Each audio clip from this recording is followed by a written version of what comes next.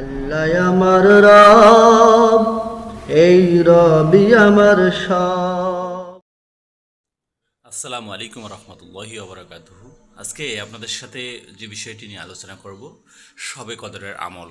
আমরা শবে কদরের যে আমলগুলো করব সেটি নিয়ে আজকে আপনাদের সাথে কথা বলবো, সেটি আপনাদেরকে শোনাবো, যাতে করে আপনারা লাইলাতুল কদর পেলে এই আমলগুলো করে, এই দোয়া করে রাতগুলো অতিবাহিত করতে পারেন। আল্লাহ আমাদেরকে সকলের জান্নাত দান করুক।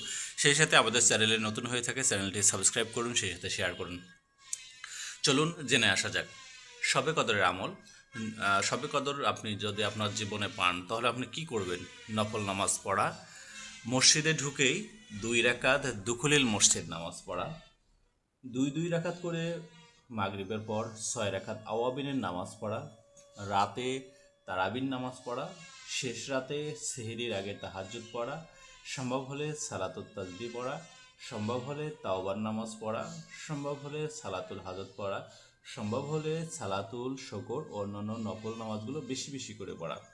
কোরআন তেলাওয়াত করবেন সূরা কদর, সূরা দুখান, সূরা মুজাম্মিল, সূরা মুদাচ্ছির, সূরা ইয়াসিন, সূরা তহা, সূরা আর রহমান, সূরা ওয়াকিয়া, সূরা মুলক, সূরা কুরাইশ এবং 4 গোল পড়া। দরুদ শরীফ পড়া, তওবা ইস্তেগফার পড়বেন, সাইয়্যিদুল ইস্তেগফার পড়বেন, জিকির আজগার পড়বেন, কোরআন সুন্নাহয় বর্ণিত দোয়াসমূহ পড়বেন এবং পরিবার পরিজন, বাবা মা, মৃতদের জন্য দোয়া করবেন। বিশেষ করে 5 ওয়াক্ত নামাজের কাজ পড়া, 5 ওয়াক্ত যে নামাজের সে কাজগুলো পড়া, অর্থাৎ বিগত জীবনে যে কাজা হয়েছে তা পূরণের নিয়তে ফজর, জোহর, আসর, মাগরিব, এশার নামাজ কাজা আদায় করা। হতে পারে মহান আল্লাহ বিগত দিনের সব কাজা নামাজগুলো কবুল করে নেবেন। শবে কদর সওয়াব ও মর্যাদার এক পরিপূর্ণ রাত। শবে কদরের রাত আসলে আমরা এর মধ্যে বেছে নেব তবে শবে কদর হয়। আসুন ভাইয়েরা, আমরা যে কাজগুলো করব সেটি হচ্ছে আল্লাহুম্মা ইন্নাকা আফুওয়ান তুহিব্বুল আফওয়া ফাফু আন্নি।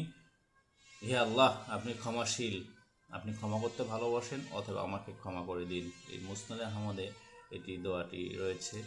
আরও বিশেষ বিশেষ কিছু দোয়া রয়েছে। আল্লাহ তাআলার আমরা ইবাদত, আসলে এই রাতটি অনেক শ্রেষ্ঠ, একটি শ্রেষ্ঠ রাত হিসেবে লাইলাতুল কদর হিসেবে বিবেচনা হয়ে থাকে। আসুন আমরা এই দিনটিকে সহ এই রাতটিকে আমরা এমনভাবে আল্লাহর কাছে ইবাদত করি, আল্লাহ যেন আমাদের সকল গুনাহ মাফ করে দেন, সেই সাথে আমাদেরকে নতুন করে জীবন শুরু করার তৌফিক দেন। আসসালামু আলাইকুম রহমতুল্লাহি ওয়া বারাকাতুহু।